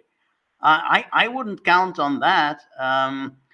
And I don't even see what would be gained by this, because if I mean, let's say I'm not necessarily ruling out Russia using tactical nuclear missiles, but where they would use it, I think primarily would be in Ukraine, on a much smaller scale. So let's say, I mean, the obvious circumstances in which they would use it is if let's say NATO starts introducing its forces in a serious way. Let's say they move their forces into Odessa, and maybe even start moving their forces into the Donbass. Now, I can see in those circumstances, Russia may decide that we're ready to escalate to a tactical nuclear weapons. Again, that would be a limited strike, but it would be in Ukraine, and it would be targeted at NATO forces in Ukraine. Because if you hit NATO forces in Ukraine, then obviously NATO will suffer casualties, very risky. But on the other hand, you could then say Article 5 doesn't apply because it's NATO that has chosen to enter the territory of a non-NATO member state, and it's got itself into a war in a non-NATO member state territory, and so therefore Article 5 doesn't apply. Article 5 only applies if NATO territory itself is under attack. So if Russia were to launch a nuclear weapon against Great Britain or France, then that would be an attack against NATO territory. Now, again, as you know, I'm always rather skeptical about the meaning of Article 5, but at least in that case, in those circumstances, you could make a case for Article 5. But if NATO has forces in Ukraine and they are there fighting against Russia on behalf of Ukraine in Ukraine, then Article 5 doesn't apply. In fact, NATO would be violating Article 1. Article 1 basically says that any dispute with a non-NATO member state must be resolved by exclusively peaceful means. Well, that's not what NATO is doing. NATO has got itself into a dispute between two non-NATO member states. So therefore, NATO is in violation of Article 1. Therefore, Article 5 cannot apply. So I think that's where Russia is likely to use tactical nuclear weapons, if it indeed does so. But I think attacking London would be a very foolhardy thing to do, and it's just not. That's not what Putin does. It's not. Then Cynthia says it would be nice to seeing Britain being used as a U.S. pawn in this war. That would be fun. Yeah, maybe it'll cause the British to finally break free from their American overlords. That ain't gonna happen. But I have to say, I am more and more coming to the conclusion that after this election in the UK, once Rishi Sunak is pushed out of the way, because he's obviously unsuitable as any kind of a wartime leader, and Keir Starmer takes over, that Britain will announce in some way that it is now effectively at war with Russia. I really do think that this is an election. It's a kind of wartime election, preparing a new government for this coming war with Russia. I mean, it's just like you read it's like the whole atmosphere. Everything is being whipped up into this war fever, and I think that's the reason for this strange decision on Rishi Sunak's part to call this election. There was no need for it. There's still 7 months to go.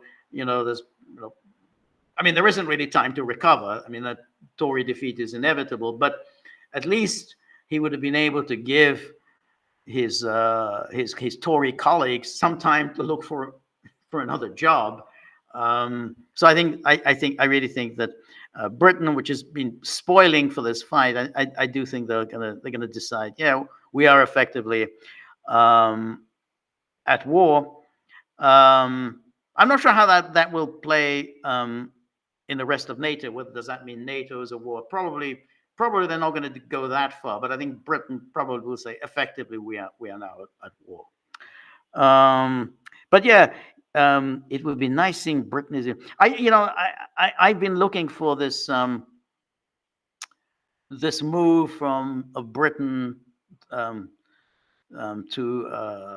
free itself from U.S. subordination. That's been going on for many years. I just don't think it's going to happen. It's a little like the Germans. Like the Germans are going to say, well, we've had enough. We are Germany. We're a great nation. We're a great people.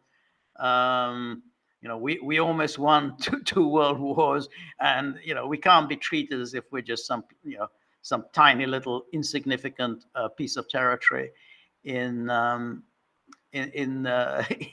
Europe. We're gonna liberate ourselves from this humiliating American subordination, and that hasn't happened either. And as I think what we were discussing with Peter the other day, which is that America is the one country that I think Germany respects. Germany doesn't really respect anyone. They don't respect the French. They don't respect the British. They don't respect the Russians. They certainly don't respect the Poles. But for some reason, they do respect the Americans. And that's why they're just never going to free themselves from that.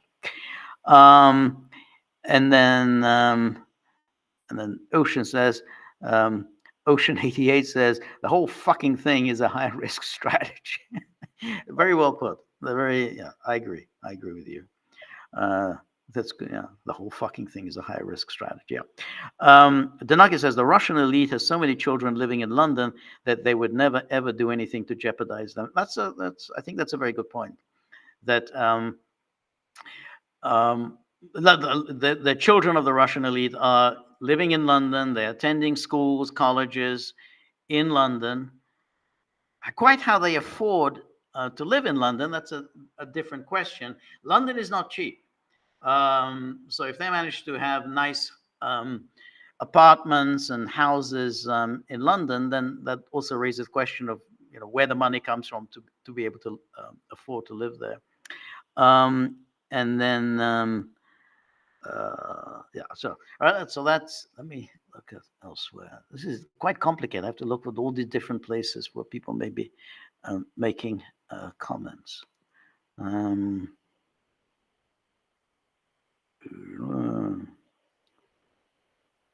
Yeah, okay. And let me go here. Okay, yeah. So then Sparky 63 says, thank you, Sparky. Rishi called the election now, so third parties don't have time to prepare. Well, I guess so, but why does that? Why would you care about that so much? I mean, if you're a Tory, presumably, what's really on your mind is the complete obliteration of the Tories. I mean, that's obviously the issue facing the Tories. I mean, they could end up after the election with, say, 10 seats. I mean, I think that's a bit of an exaggeration, but a lot of people are saying that the Tories could just end up with 10, 15 seats. It could be the end of the Tory party. So I would have thought that if you're a Tory leader and if you care at all about your party, presumably maybe some of your friends who are going to be wiped out in this election, then maybe having third parties is not a bad idea, because that might eat into Labour's lead. I mean, this is the British system is a first past the post system. So in a first past the post system, you kind of want third parties, because then they eat into the others. So, because it's very unlikely that the third parties are going to win. It just doesn't work that way. They're going to win something. So what you really want to do is, if you have I don't know, where Labour is likely to gain, if it's just Labour versus Tories, Labour is going to take that seat. But if they say Labour versus Tories, plus you got all the others on the party, then it could be Labour just won't be able to win that seat. So I would have thought, if you're the Tory leader, that you would want third parties just to dilute the size of Labour's victory. So I think that the more plausible view is, well, first of all, Sunak, I think, doesn't see himself as a wartime leader. And I don't think the public would see him as a wartime leader. I mean, he's a very weird-looking guy, and I don't just mean that he's an Indian, he's a Hindu, but he's just weird. Everything, the way he talks. He's he's an Oxford-educated Indian, and he's also fabulously wealthy. He's probably the richest man who's ever been prime minister. And that's just, he's not someone that, I mean, no one ever had any say in Sunak being prime minister, which again is very, very strange. And he's someone who stood for party leader against Liz Truss. He lost the election for party leader to Liz Truss, and yet he ended up being leader. So he doesn't really have any kind of a mandate. You can't have him as a leader, and I think he's just making way. It's obvious that he's just making way for Starmer. And then so yeah. And then, Sparky says Labour and Tories are a uniparty. Yes, just like in the U.S. No, absolutely right. I mean, or as George Galloway likes to put it in a more vivid way. I don't think I can do his accent. Two cheeks of the same backside. I can't. I mean, I have to work a little bit on the accent. The two cheeks of the same backside. And that's how George Galloway describes them. So and then Marty Bray says, he is apropos of Sunak, is that and a Coke fan. Yeah, I think he's not a wartime leader. Now, Keir Starmer is also not a wartime leader, but more so than Sunak. Let me see. So R. Brown, 1958, says, seems like NATO is intent on goading Putin into a retaliation strike to justify further escalation by NATO. I agree. I agree with that. He'd be smart to stay disciplined by hitting every high-value target in Ukraine, power plants, bridges, rails, paralyzing Ukraine, paralyzing the Ukraine in the theater is working. I kind of agree with you. I mean, I think you should avoid provocation, because I think that that is the NATO strategy, that they want him to provide NATO with the justification for escalating and leading to a major war. So that right. Now, Judy says, here is a quote from the AP story yesterday referring to Cameron's statement. That and Macron's comments that he doesn't exclude sending troops to Ukraine prompted Russia to announce it would hold drills involving tactical nuclear weapon. Russia also warned the UK government that its decision could bring retaliatory strikes on British military facilities and equipment on Ukrainian soil or elsewhere. Yes, Russia has said that. That doesn't mean it's going to happen, but yeah, Russia does say these kinds of things, but he says could. The emphasis is on could bring retaliatory strikes on British military facilities and equipment or elsewhere. But I don't know that anyone really seriously thinks that, and Medvedev has been issuing these kinds of statements that they're going to hit Downing Street and so on. I don't think anyone really thinks that. I mean, I think holding drills with tactical nuclear weapons, I mean, I think that's, it's a warning. It's a warning sign, and that's fine. I mean, I think that Russia should make everybody aware as much as possible that Russia is a major nuclear power, and that you can't go on jerking Russia around forever. And I think it's important for Russia to emphasize, and I think that's more effective than issuing threats that you're going to hit UK territory. I mean, or at least at this stage, they're going to hit UK. I mean, because there isn't quite a symmetry exactly. I mean, if the UK launches missiles, whether it's from Ukraine or anywhere else, on Russian territory, then I think that's fair game to attack the UK. But I mean, if what the UK is saying, well, we're going to provide missiles to Ukraine, then it's up to Ukraine to hit Russian territory. That still doesn't quite get to the level of meriting a response on UK territory. Not yet. I mean, I mean, it may, but I think it would already be a stretch. If, however, the UK is actually involved in targeting, and that it's actually UK personnel who are launching these missiles, then that may be. But again, you want to move along the escalatory ladder slowly. If you're going to use nuclear weapons, I think you start off using them on Ukrainian territory. I mean, I wouldn't start launching attacks on the UK. I don't think he intends to. Anyway, Mary Grossman says, Wilkerson said the court added prosecuting white people as it looked biased against Black African countries, which was the original agenda for the court. So go after the horrible Serbs. I mean, I put it a little bit differently.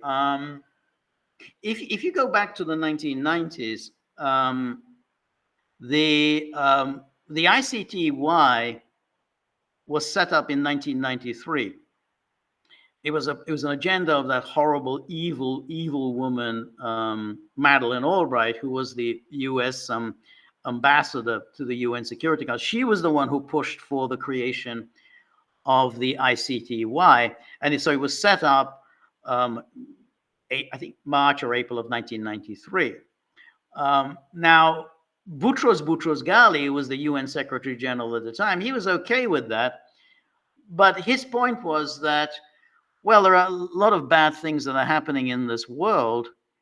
Why are we so fixated on Yugoslavia, where white people are killing white people? We're fixated on this because apparently we care so much about the fate of white people. But nonetheless, he obviously was happy to go along with the ICTY. What then happened was in 1994, we talked about it a little bit the other day, was in Rwanda. We had the plane that was shot down, killing the two Hutu leaders, the Hutu leader of Burundi and the Hutu leader of Rwanda. It was clearly the plane was shot down on the orders of Kagame's PFA, the Tutsi army, and which then led to the whole, the Hutus went crazy in Rwanda. And then that was 1994, April 1994, and the Boutros Ghali kind of then pressed for the creation of another tribunal to deal specifically with Rwanda. So similar to the Yugoslavia tribunal that was set up a year earlier. So he wanted one set up for Rwanda, and they set it up in 1994. But the chief prosecutor was the same for both. So the chief prosecutor of the ICTY was also the chief prosecutor in Rwanda. And I was Richard Goldstone, and then Richard Goldstone was replaced by the Canadian woman, just slipped my mind, the Canadian woman, and then Carla Del Ponte of the Swiss woman.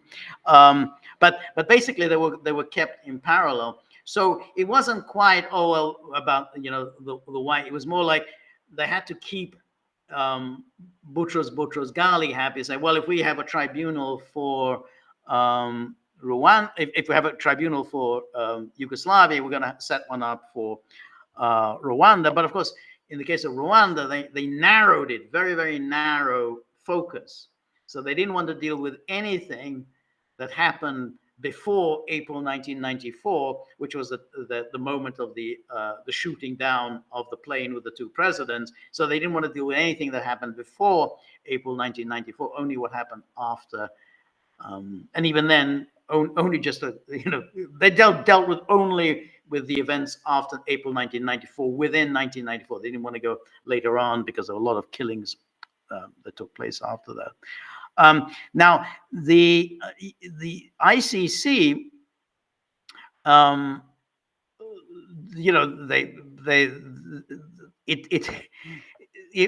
mean, the intent wasn't just to go after Black Africans, but it was inevitable because you had all these European NATO member states. Yeah, they all went along with it, but no one was going to mess with them. Obviously, no one was going to mess with the United States. No one was going to mess with the Russians. And Russia signed the treaty, but then didn't ratify. And China neither signed nor ratified. India neither signed nor ratified. So inevitably, well, whom can we have as defendants? Well, the only ones we can have as defendants are Africans, because they're easy. You can always punch Africans. They have no means of hitting back. And so, but the Serbs came first. I mean, the Serbs were demonized, tried, convicted, imprisoned, murdered in prison, because a number of them died in prison. That came first. The ICC's targeting of Africans, that was already a few years later. Let's go here. So now, so R. Brown says NATO can't win a purely conventional war against Russia. I agree with that, because they just don't. NATO doesn't have the manpower, so it would have to be, at the level of missiles right away, and at the level of bluster and threats, and issuing a fait accompli to the Russians. Russia can hit anything they want in Ukraine.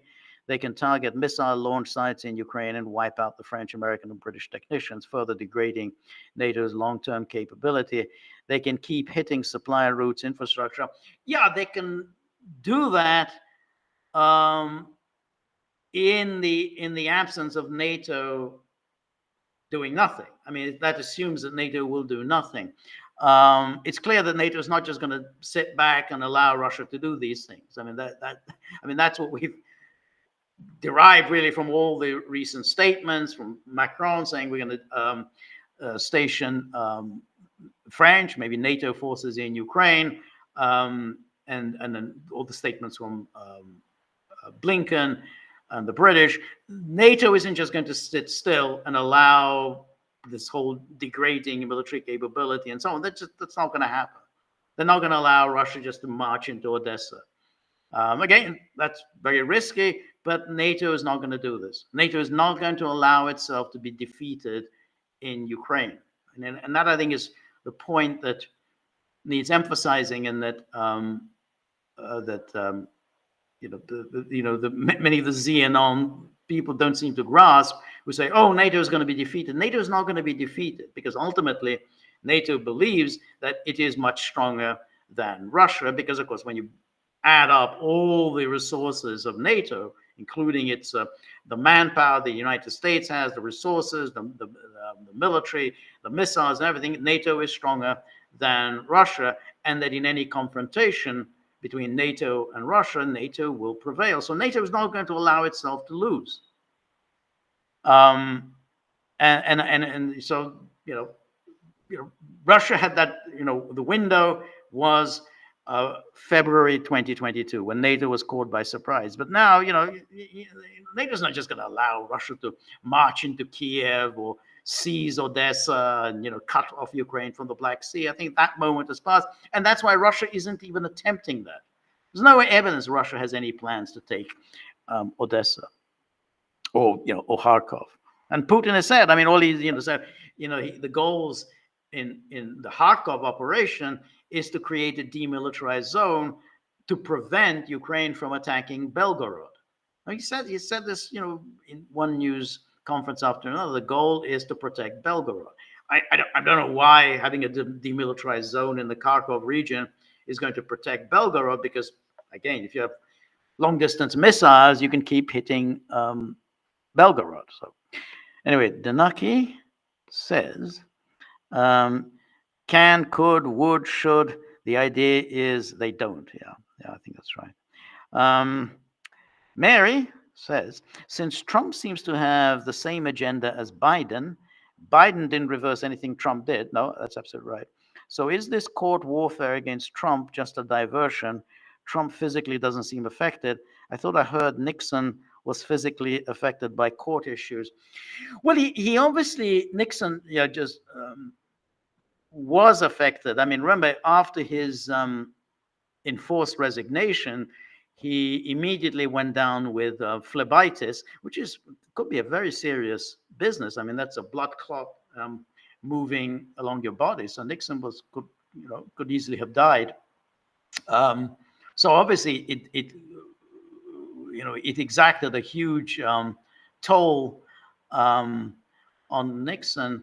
But Nixon was a different personality from Trump. Nixon was an introvert. He was an intellectual, where Trump isn't, but he was very much an introvert, and bottled things up. Didn't never really let people know what he was thinking. The very opposite of Trump. Trump verbalizes everything. He's always lets everybody know what he's thinking. In fact, that's how I think he clarifies in his own mind what he's thinking by verbalizing it. That's very different from Nixon. But to answer your question, it's very hard to know the lawfare. It's clear that after this New York case, there probably will not be any trials before the election. I'm not sure entirely, but it's very unlikely that there will be. What is possible, and I may be wrong about this, but it may be possible that the political establishment, political, financial, business establishment, and maybe international, legal and international monetary establishment, NATO establishment, have decided that Biden is for the birds, that Biden's done, that he's just ineffective. And that they're going to rally around Trump. I'm not sure entirely that that's the case, but it's very interesting that that on the subject of Israel, there are these Wall Street fat cats, or the hedge fund managers, who are now moving towards Trump because Trump is more ardently pro-Israel than Biden is. Biden has to worry about his Democratic base. Biden is, of course, is very pro-Israel, but he has to worry about his Democratic base. He has to worry about the Muslim voters. He has to worry about Arab Americans. Trump and the Republicans don't have to worry about that. So it's possible that they're going to rally around Trump. And so Trump, who says now saying what I did that podcast yesterday on, which was and I don't know, we don't know whether it's true, but that's what the Washington Post reported, that he told donors that had he been president in February 2022, he would have bombed Moscow. Now I don't know whether Trump really did say that. I haven't read any denials of this, and we don't know whether Trump would indeed have bombed Moscow. I don't think he would have bombed Moscow, but I do think it's significant that he's saying things like this now, and thus suggesting to the NATO political establishment and to the international financial circles that this is what he would do if he becomes president. He would bomb Moscow. And so the war party may now rest easy. Up until then, they'd been very anxious, based on complete misunderstanding and misinterpretation of what Trump had said. They'd been anxious that Trump would somehow sell out Ukraine. He would somehow do a deal with Putin over the heads of Ukraine. He would, betray Ukraine. He would let Putin take large chunks of territory of Ukraine. And suddenly, Trump is saying, "No, I'm going to bomb Moscow." That I say, okay, well, that's good. That sounds good to us. Because it's very interesting how the media have barely played up this story. I mean, one would have thought that's a very big story. A presidential contender, the front runner for the GOP nomination, is saying that he would have bombed Moscow, which means that there's no reason to think that he's not ready to bomb Moscow now. So, but because it doesn't conform to the narrative, which is Trump and Putin and Trump, and that they're going to do a deal behind the backs of Ukraine. Because it doesn't conform with that story, the media have downplayed it, and we don't know, haven't heard anything about it. But the NATO people are, and it's very interesting that there's now open criticism of Biden. Stoltenberg is openly criticizing Biden. Zelensky is openly criticizing Biden. People are saying things about Biden that they wouldn't have dared to say before. So it may be that there's now a kind of a coalition among elites to get behind Trump. Maybe I'm wrong, and we'll see in the coming months. But it may be that once Trump had secured the GOP nomination, then he was ready to show that, hey, you can trust me. I will be as hawkish on Israel and as hawkish on Ukraine as you want me to be. And once he said, all the way with Bibi, pretty much kind of endorsing the Nikki Haley line, which is, hey, finish them, Hamas. Then once they do that, they can say, okay, well, we'll get back to with Trump. So we'll see, and we'll see obviously how this plays out in New York and what effect that would have. But I do think that there's a growing pessimism within the political military establishment that Biden can make it.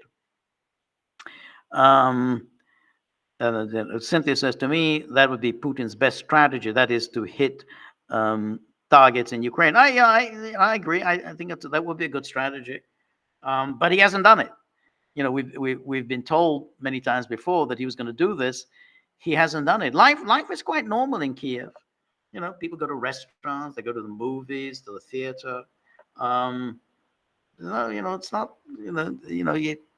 Putin has not chosen to do this.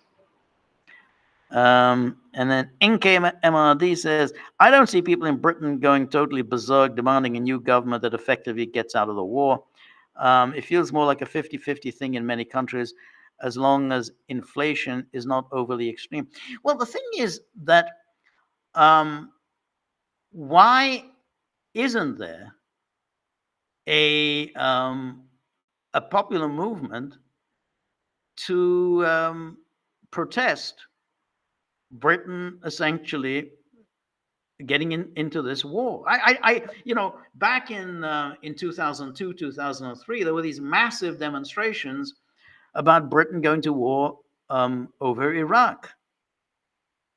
Now, that didn't have any real implications for the British because there's nothing much Iraq can do against Britain. I mean, Britain pretty much can do anything. They could bomb, they could invade, and there's nothing Iraq can do to respond. And yet, there was nonetheless huge protests, huge demonstrations against this. So now that Britain is getting itself into this confrontation with Russia against a power that can do something against Britain, and has the power to do so, the British just seem to be just sleepwalking. And that no one seems to be saying that we have to stop this, that this is a disaster, this is terrible for British interests. But I just don't see anyone in Britain or anywhere in Europe. There's no demand for war. There's no let's go get the Russians. The famous demands prior to the Crimean War, which was that we don't want to fight the bear, but by jingo, if we do, we've got the ships, we've got the men, we've got the money too. That's where the word jingoism comes from. But we don't want to fight the bear, but by jingo, if we do, we've got the ships, we've got the men, we've got the money too. I don't see any desire on the part of the British to go down that path. But I don't see the opposition. They're going to say this is nuts, and this is going to end very, very badly for Britain. Anyway,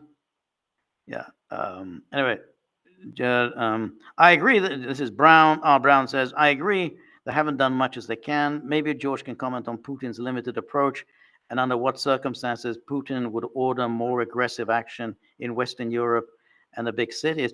I don't. So Brown says guilty verdict reported in Trump New York trial. Is that right? So that's it. So that's guilty verdict. Well, I mean, I don't think that comes as a surprise. Well, I don't know under what circumstances. We've been waiting for Putin to show. As I say, my feeling is that Putin wants out of this war and doesn't want to escalate, and is going out of his way not to escalate. So, but anyway, this news, this guilty verdict, which we should probably wrap it up and see what's going on. Let me have I got all the different places where I am. Okay. So then NK so there's no popular movements because all the people who have the potential to go and start a new party is my theory. Okay. Bibi is a family friend of Trump's son-in-law, Kushner. Yeah. That's true. And then, and then breaking, Danaki says, breaking, US-UK warplanes bomb the Yemeni capital of Sana'a. So a lot of breaking news. Anyway, thank you so much, everybody who has joined me. We did it. We did a Rumble live stream.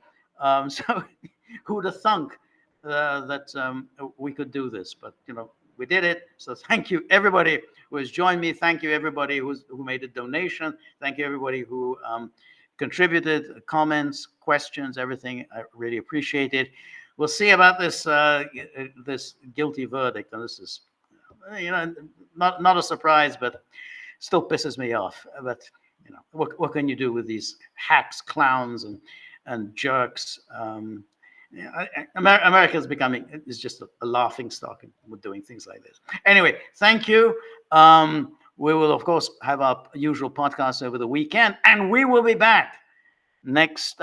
Sparky says the charge of the light brigade. That's a good idea. I think we'll do that. We'll do the charge of the light. I think next week we're going to do Paths of Glory. I promised that. That was the runner-up to the World War I movie.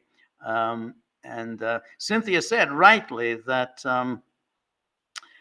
Gallipoli is depressing, and Gallipoli is really depressing. I mean, war is depressing, but that was that the ending was quite depressing. So, but well, there it is. Anyway, Paths of Glory is also quite depressing, but we'll watch that next Monday, and then maybe the Charge of the Light Brigade then. Thank you, everyone. See you next Tuesday. Thank you. Good night. Bye bye.